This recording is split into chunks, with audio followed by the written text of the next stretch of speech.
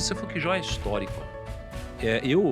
Lendo Jó, né, até vendo alguns vídeos, etc., e eu vejo muitos poemas, e numa das fontes que eu estudei, diz que é incerto o período que ele viveu, justamente porque pouco importava o período que ele tinha vivido, e o que importava o foco na história de Jó, de fato, né? Assim, o que você tem de elemento para me dizer que Jó, de fato, Uhum. ele existiu como uma pessoa? Bom, nós temos outros relatos muito parecidos com a história de Jó, que são contados na Babilônia, no Egito, nos textos ugaríticos, também nos textos hititas, muito parecidos, inclusive egípcios. Então, você pegando esses detalhes, você vê que tem um núcleo de uma história que se coincide em que um homem que era abençoado por Deus ou pelos deuses e que, sem ter nenhum motivo para ser condenado, foi castigado pelos deuses. Entendeu? Então Entendi. você tem Esse enredo é esse parecido enredo mesmo. parecido. Então você vê que tem um núcleo, porque é a mesma história contada por povos diferentes, com algo muito, muito próximo, muito parecido. Além disso, alguns elementos artísticos do livro, que o livro de Jó ele começa e termina como prosa, e o miolo é como poesia. Então o fato dele pegar a poesia e colocar o início e o final como prosa, ele está indicando alguma coisa. Olha, eu estou contando de maneira romanceada uma história que aconteceu.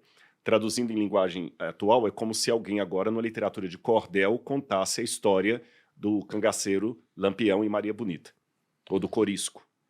Você vê que está romanceado ali, está poético, está fazendo comparações entre o cangaço e as estrelas, qualquer coisa assim, um cordel, mas é baseado num fato real. Então, nós temos vários núcleos, e que eu não vou entrar em detalhes aqui, que são técnicos, literários, que apontam que quem escreveu a história de Jó estava escrevendo a partir de uma perspectiva de algo que aconteceu e ele poetizou uma história.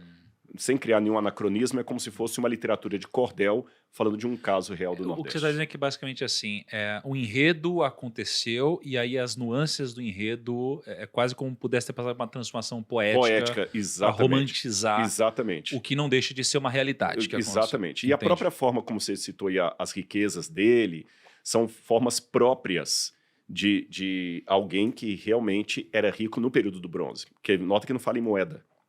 Ele não tinha dinheiro.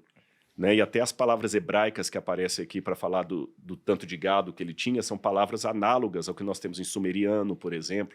O mesmo perfil. É como se você falar hoje em commodities, em superávit primário, qualquer desses jargões que quem trabalha com economia entende, eles têm, mas é um específico, são os jargões da economia agora. Falar em superávit primário, commodities, joint venture, você sabe que você não está falando da economia da época do século XVII. Perfeito. Então, por essa linguagem, a gente sabe mais ou menos que é o período do bronze. Agora, é lógico, eu falando assim, alguém fala que estupidez, é lógico que é uma história romantizada, porque fala de Satanás, com Deus, aquele tipo de linguagem e tudo, mas isso sim que é o anacronismo. A gente pega algo por ser fantástico demais e fala, não, então isso não aconteceu, só porque é fantástico demais.